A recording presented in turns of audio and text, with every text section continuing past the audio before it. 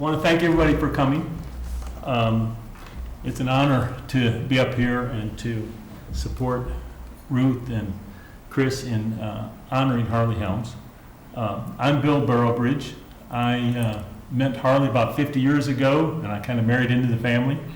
I knew him as Uncle Harley. Later I found out about all the shoemaker aspect of it, but so I had known him for about 50 years. He has 3 sisters and 2 nephews and 2 nieces. I married one of the nieces. So that was my connection, and that's kind of why I'm here. And I retired and moved back to Blacksburg about 3 years ago. Ruth Payne is going to kind of lead the discussion this afternoon about Harley.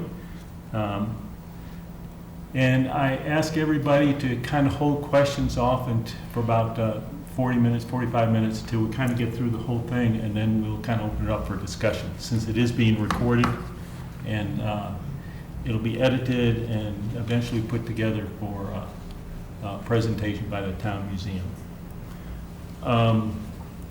We have some more, like I say, some more informal discussions afterwards and questions, and share our other interests and stories that you folks may have. Joanne Sutphin is here. She would like to make a short announcement too. There's been a tremendous turnout and interest. Ruth's excitement was unexpected, and she's enjoyed that, and the whole family has. Notice has been gone from Texas to Georgia to Maine, back to Blacksburg, and a lot of family did make it. A lot of family couldn't make it, so a lot of response. A lot of people knew Harley. So when the flyer went out by email, one of a woman that grew up here, whose name a lot of you will recognize, Hannah Hobbs. Her father was the local dentist. Hannah wrote back to me and said that she couldn't be here. She wished she could, but she would love for someone to mention that Harley built up her shoe for her braces many years ago. And if you all remember Hannah, she had polio as a young woman and had a limp and had to wear a brace. So Harley had built up her shoes for her braces. He was great at doing it, better than the one that the doctors all sent me to in Roanoke. A cobbler in San Diego saw his work and thought it was some of the best he had ever seen. So I wanted to share that, and that maybe will get your discussion going. So, thank you, Joanne. Okay, with that, I'm just going to turn it over to Ruth here, and we're going to kind of go through and remember Harley and kind of celebrate his activities and his life. And the videos on the side may not stay in sync with our discussion, but it'll probably come back around to it. So. Ruth? Well, thank you. Well, Harley was born May the 2nd, 1923, in a little cottage that was owned by Tech, and it was located where the VPI Stadium is now, if you all are familiar with that. He was a cute little blonde, curly-headed boy, and he loved to play with all the pets and the children. Our family moved to Houston Street when he was about 4 years old, and he lived there most of his life. As you all know, Harley was deaf and had a speech problem. The doctor said he was born with these conditions, but due to his speech and hearing problems, he couldn't attend public school like the other children. But 2 wonderful teachers, Miss Lucille Stickley, if you remember that name, and Miss Annie Whitt, let him come into their classes, and they worked with him and helped him tremendously. When Harley was about 9 or 10 years old, our parents took him to the school for the deaf and blind in Stanton so he could learn the sign language. But when they were ready to leave him, Harley cried and said he wanted to come home. He didn't want to be by himself. So they brought him home. So when he was about 11 or 12 years old, my daddy paid Mr. Frank Mutter, who was a cobbler, to apprentice him. And the shoe repair shop where he started was located on Main Street next to the old National Bank building. Do any of you remember that? No? But he was so excited to repair shoes and boots and other leather items, and he became very good at it quickly. Harley worked with Mr. Mutter for many years, but when Mr. Mutter left the business, Harley bought the business, which he ran until he closed the shop in 2008. You know, he had many hobbies, and he loved sports. Well, I can't get to my notes. Oh. I'm sure most of you visited his shop at one time or another and saw all the pictures of the fish he had caught and the deer he had hunted, and it was his way of telling all about his activities. And he loved, like I say, many sports, and he loved woodworking.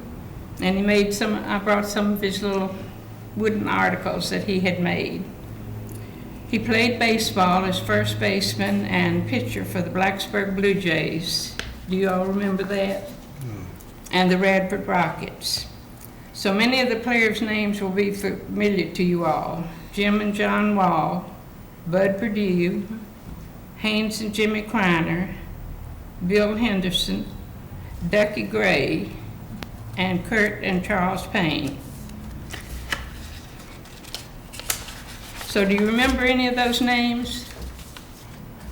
Yep. Do you, Chris? Oh, yes. You do. Harley also liked to play rook. As he grew older, bowling was the only thing that he loved the most. He bowled in league bowling 5 nights a week and won many trophies. He had so many special friends there, and on nights that he didn't bowl, he was there watching and supporting them. He was there 7 days a week. I'm sure you will remember Harley and his smile driving through town in his white Jimmy with the American flags flying on the back, and his black and white dog Pepper in the front seat with her head sticking out the window. So other than that, even though Harley could not read or write, he picked up the Roanoke Times every morning and looked at every page looking for pictures and information. How he did it, I don't know, but he seemed to know what was going on. Harley had his loving mother, Virginia, his father, Howard, and 3 sisters, myself, Helen, and Martha. He was devoted to his mother and cared deeply for his sisters. Harley had 2 nieces, 2 nephews, their spouses, and their families. And as you, I don't know, that picture's not up. It just flashed. He loved spending time with them, especially on birthdays and holidays, where he made many jokes and teased them. His favorite relative by marriage was Bill Burrowbridge, who always seemed to understand Harley and his special genius. Well, okay. Thank you, Chris. If Harley had a problem, he would either talk to the man upstairs, or he would say, throw it away, meaning not to forget it and not worry about it. Harley was really a happy person, and Martha and I would like for all of us to remember him that way. One last thing I would like to mention. Every day he would come home from work and tell me who had been in to see him and what they had to say. Sometimes we had to work through the details for me to understand. One of the last days in the shop, he told me that man walk, walk. He pointed to his hair and his lip and said, man white, man number 1, and man good. I didn't know who he meant. A few days later, we were driving up Preston Avenue, and he pointed out Mayor Rordam, and I understood what he meant. When he referred to Chris coming in the shop, he'd say, man, money, money. That's all. So now, you make some comments. Chris, That's all.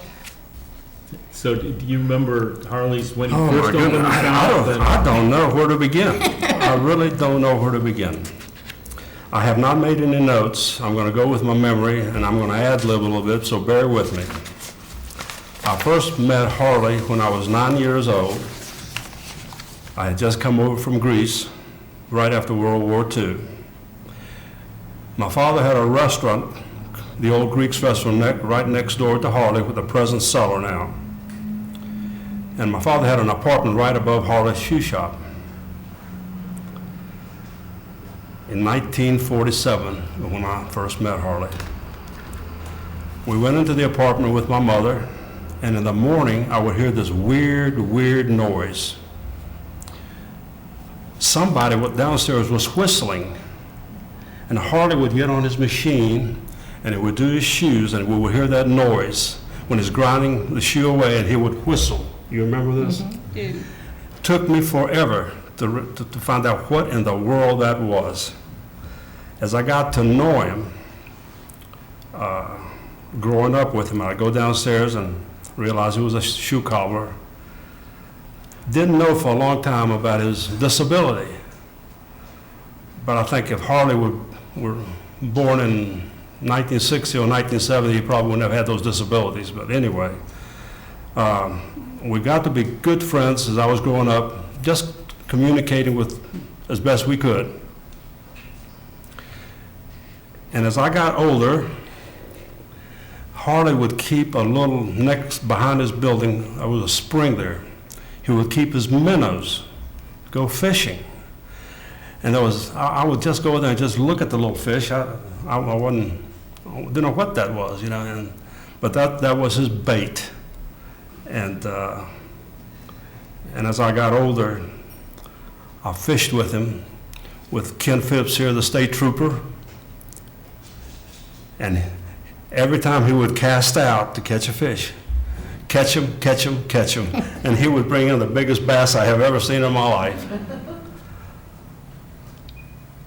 Probably didn't have a mean bone in his body. Just loved everybody that he was associated with. And I would be in his shop sometimes, and people had a hard time communicating with him. Mainly, they wanted to know when they could pick up his shoes. And Harley would write out the number and give him a receipt and says, tomorrow. And a lot of times I would translate to the customer what Harley meant. He was just an adorable fixture of downtown Blacksburg. If there was an institution, it was Harley Helms. It was annoying to me that he left the business before his time. I think Harley would probably still been with us if he would have continued that shop, but unfortunately, some people didn't understand that. I remember as a youngster going down to Miles Stadium when Harley was playing baseball. And when he connected, it went all the way down to the cafeteria where War Memorial Hall was. I mean, we couldn't find the ball. He was just a tremendous, powerful player. Tremendous sportsman, tremendous fisherman, but above all, just a wonderful guy. Always smiling. He says, bye-bye, see you tomorrow. Those are some of my comments, and later on we can talk some more. Okay. Yeah, I think part of this celebration is really to remember his smile as on some of these videos, and how significant he was not only to the townspeople but to the university people, and to the country people. In my growing up here in Blacksburg, the distinction between town, university, and country has always been there, and is still there to a certain extent. But Harley was in a unique situation where it didn't make any difference to him, and he got along with everybody, and could just bring out the best of every person that he met. The smile on his face on the portrait that's up here and on the screen, I think, really captures his essence, and the grin that I came to know. And my kids grew up knowing Harley, and he was almost like another grandfather to my children.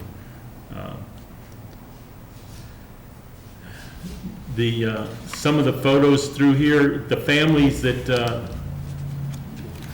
not only my family and his sisters, but he had many cousins here in Blacksburg too. And one of his closest cousins was Sam Strickler. I think he and Harley were about the same age, and they grew up, I think, their entire life together. And they were, there's a good slide of the two of them as young boys, and then must have been probably 70 years that, you know, they grew up and really enjoyed one another. There's an outstanding photograph on the slides here also of Harley standing out in front of his shoe shop as a young man. I think that's probably around 1940 that photo was taken. He just had such an outstanding life and experience and just touched so many people's lives that it's just a wonderful, exciting opportunity to be able to share that. You know, I knew him primarily from family, but his first 40 years, the town got to know him and his immediate family, and did such a wonderful job with him. I was fortunate to get to know his mother a little bit, also along with his three sisters. So every family has their interesting characters, and that family's no different. But it was a wonderful family. Blacksburg is a wonderful, special place, and Harley was a very special person in Blacksburg. Anything else from you two? I think you've said it all, unless someone would like to add to it. Appreciate that. Several years ago, we still had the old Greek's restaurant, and I came to work around 10 o'clock. Saw a bunch of people behind Harley's shop, Ken Phipps being one of them. And they were staring in this cooler. So I parked my Volkswagen, and I looked up there, and Harley said, come here, man. And Ken Phipps says, yeah, Chris, you need to see this. I went up there, and they opened the cooler. It was the biggest rattlesnake I've ever seen in my life. Had to be about that thick. And I think I must have run all the way up here. It scared the devil. And Harley was still talking about that snake, I'm telling you. And I think Ken Phipps had something to do with that. I'm not sure. Ken, you may want to say something about that snake later on. But that was, Harley got a chuckle out of that. A big chuckle, you know. He was amazing. If y'all want to add anything else, Let me just add one more portion of his life that I got to know that hasn't been mentioned yet. And there has been a lot of mention about his fishing, and there's some photographs here of his outdoor, his hunting. And when I got to know him, he wasn't at that point doing much hunting, but he did spend a lot of time outdoors and up at Clater Lake. He had a cabin up at Clater Lake, and very often the family would gather together up there at Clater Lake and enjoy him in his one of his true elements, the one not downtown in the shoe shop, but his element there, enjoying the outdoors and with the family on his boat or fishing. And truly, I don't think I've ever met a more content, happy person. I'm sure he's had his absolute challenges with the handicap that he did have, but his ability to overcome that and relate to people is just, you know, blows me away. Anything else? We just keep recording some, and we kind of open it up to any other comments that people might like to have, and if there are questions or whatnot, I might try to repeat them so that we can hear them up front. But are there any more stories out there in the audience that or questions that people have about Harley and the unique person that he was? There's a lot of stories, but y'all would have to pack your lunch and come here for a long time.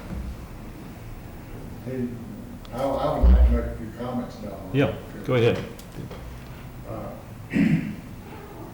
I came to Blacksburg in late 1961, and by early '62, I'd been introduced to Harley, the shoe shop, and I knew right away that he had a problem with his handicap. But if you stay around Harley long enough, you begin to understand how to communicate with him. And I was fortunate enough I was able to do that. And the thing about it was, as time went on between us, I knew I had met a unique person, a special person. And he was like a magnet with other people.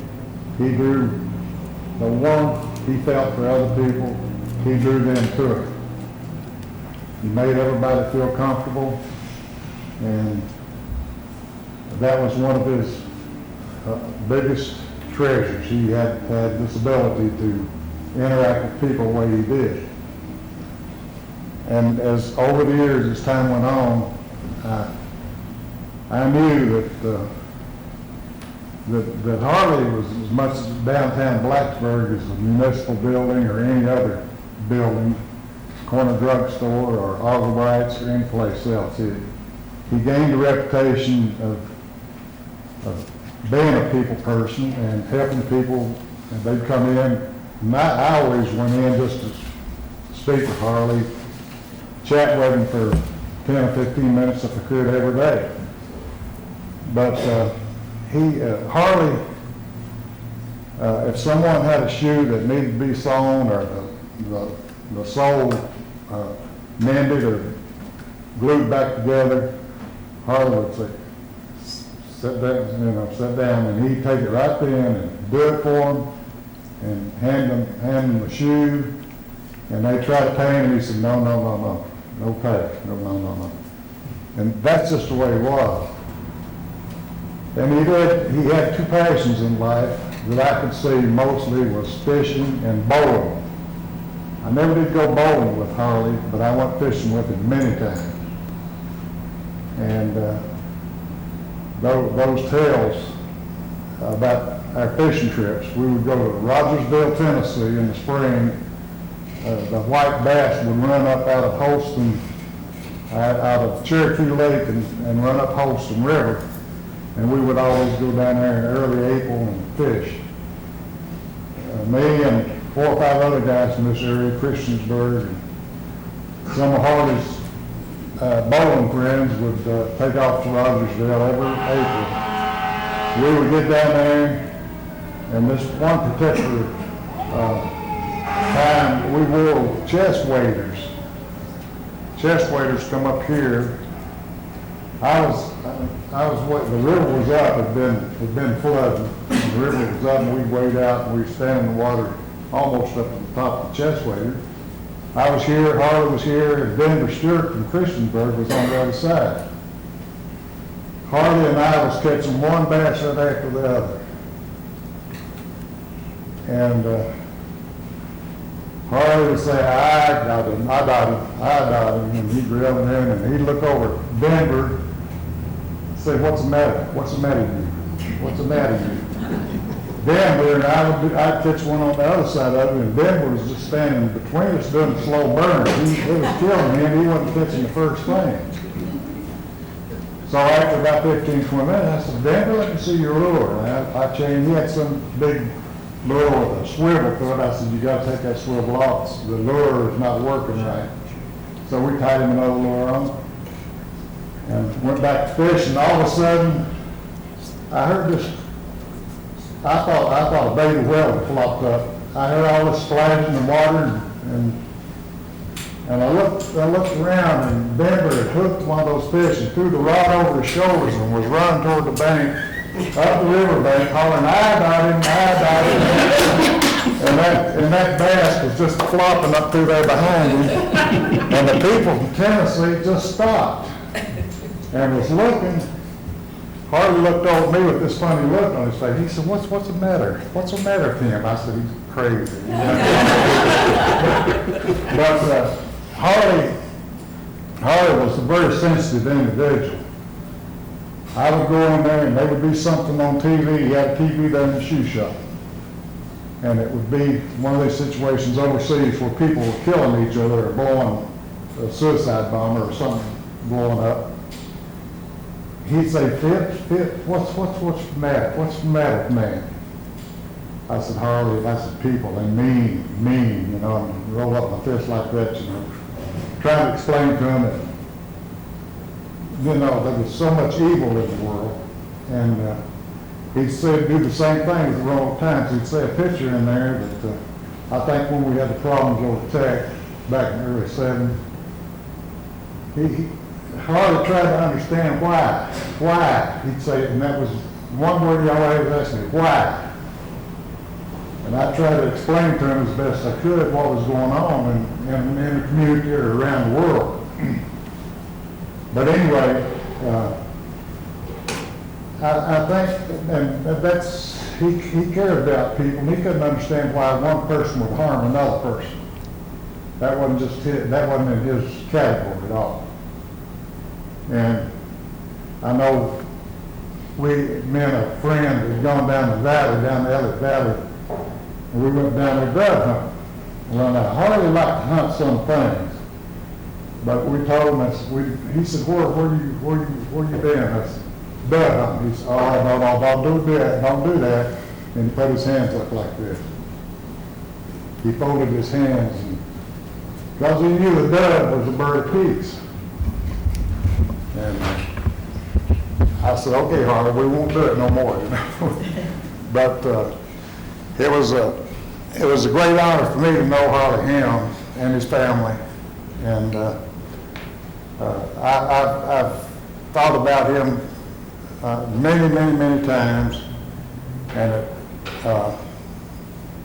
what a wonderful person and business he had here in Blacksburg to serve the people of this community. And what happened to him down there when he was handed a letter telling him he would have to leave the premises within weeks, I think that cut the heart and soul out of him.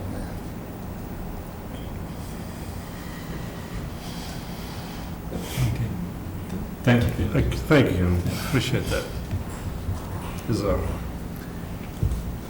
Anybody else have anything to remember Harley and celebrate, you know, your exchange and your memories of him?